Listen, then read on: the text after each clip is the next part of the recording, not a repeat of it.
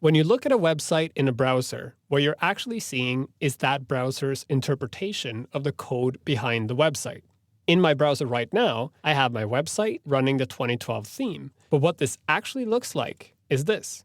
What you're seeing here is the true content of that website.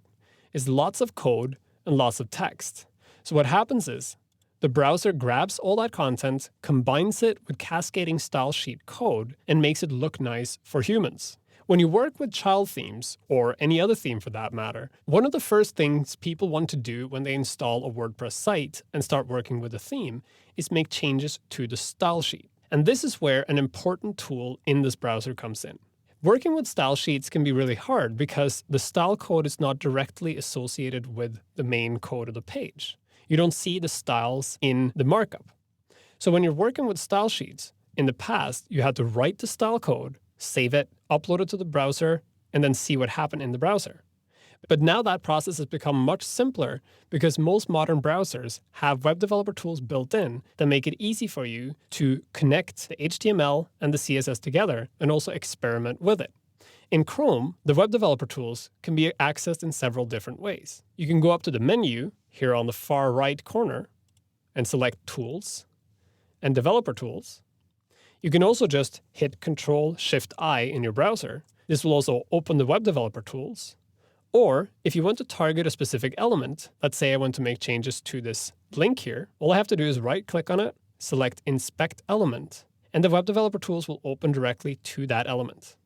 The web developer tools are actually advanced applications that let you interact with the live code on the web and make changes to it and experiment with it to find out how it works.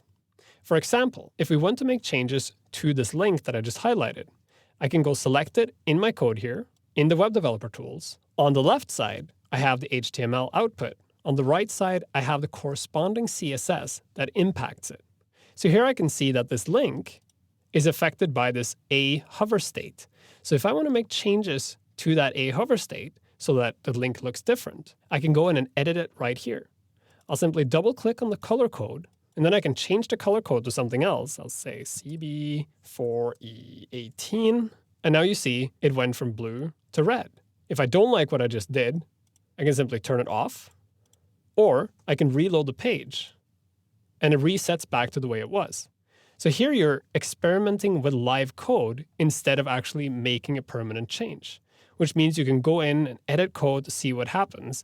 And if you don't like it, you just revert back. And if you do like it, you save it. We can do the same thing with the HTML.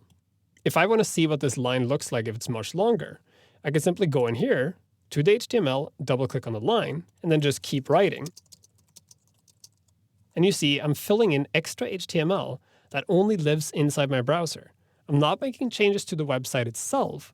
I'm just making changes to the instance of this website that lives on my computer. And when I reload the page, that change goes away. So basically, the browser and the web developer tools gives me an environment where I can experiment with my code and figure out how things fit together and how they work. And then, once I have the code I want and it looks the way I want it to, I can copy it out and save it and make it permanent. Using the built-in tools in browsers like Chrome can help you easily view, dissect, and make changes to both the web markup, or HTML, and the style code, or CSS, of any website. This makes short process of targeting specific elements and changing how they appear.